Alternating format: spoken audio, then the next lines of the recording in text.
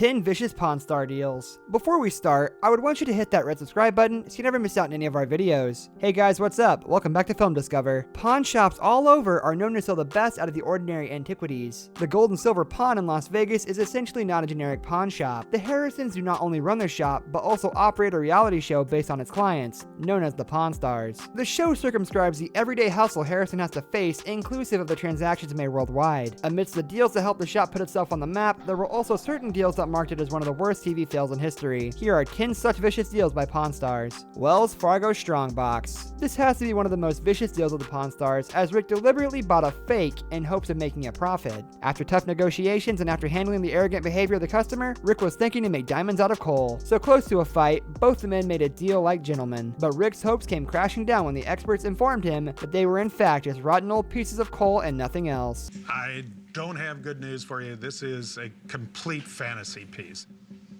It's a complete fake. 1961 Fender Stratocaster. Vic Flick is a renowned studio guitarist who appeared on Pawn Stars to auction off a guitar that he falsely claimed was used to produce the theme for James Bond. Well, when Ringo's walking around at the end of that film, this guitar is playing Ringo's theme. Rick, entranced by its significance in the music industry, proceeded to buy the guitar at a horrendous price of $55,000. Rick got angry as the guy was being rude over and over again. Furthermore, it was brought to light that this guitar was a counterfeit and of not much use to the Pawn Stars. Eventually, the Stars decided to auction off the replica as a desperate attempt to salvage even a fraction of their money lost. Shekel of tire. I'm hoping to get somewhere in the near 15,000. A customer proposed a deal of $2,000 for a coin that was used to bribe Judas to betray Christ 20 centuries ago. After a certain period of heated negotiation, the customer easily manipulated Rick into paying a total of $1,600 for the currency. However, it was later revealed that the coin was too made up for it to cost a fortune. Rick was ferocious, but controlled himself for the sake of his and the show's image. Risky comic books. Chelsea pitched 7 boxes of her comic collection demanding $2,000 for the pile. Chumley, being full of himself, Have you ever heard of Doctor Strange? No, but I'm looking at Strange. Well, Doctor Strange could be worth a few $100 on its own.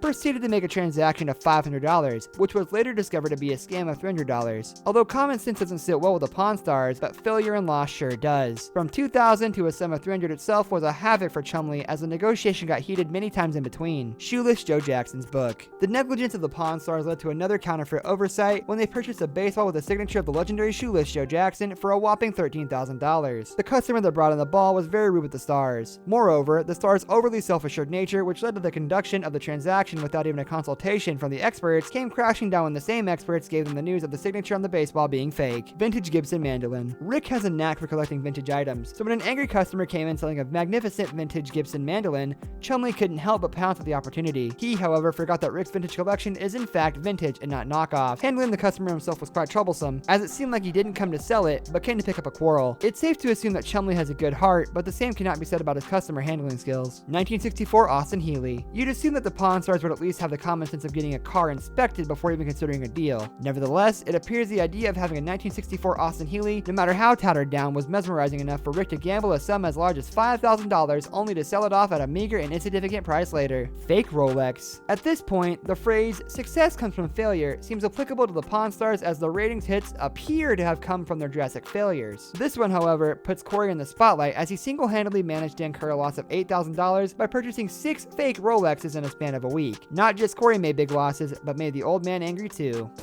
Everything is right. If it isn't right, when it comes off the assembly line, they throw it away. The fake diamonds. It's pretty obvious from their track record that the experts are just an afterthought, a formality at best. This could be demonstrated by the fact that the Harrisons bought a set of fake diamonds for $30,000, which is one of the biggest failed deals ever. Willie Mays uniform. It was 2012 when a man showed up to the shop and asserted a San Francisco Giants uniform to belong to and worn by a renowned baseball player, Willie Mays, in 1961. The customer misbehaved with Corey while he was dealing with him. Moreover, later it came to light that the uniform did not belong to Willie Mays, let alone worn by him. Thereafter, the company auctioned it off for $19,000, retaining an irreparable loss of $12,000 that left a permanent scar on the history of Harrison sales. This brings us to the end of our video. I hope you enjoyed it. Hit like if you did, and don't forget to subscribe to our channel so you don't miss out on any of our videos in the future. Also, watch the 2 videos that are on your screen because I'm sure you'll love them. With that, I'll see you in the next video.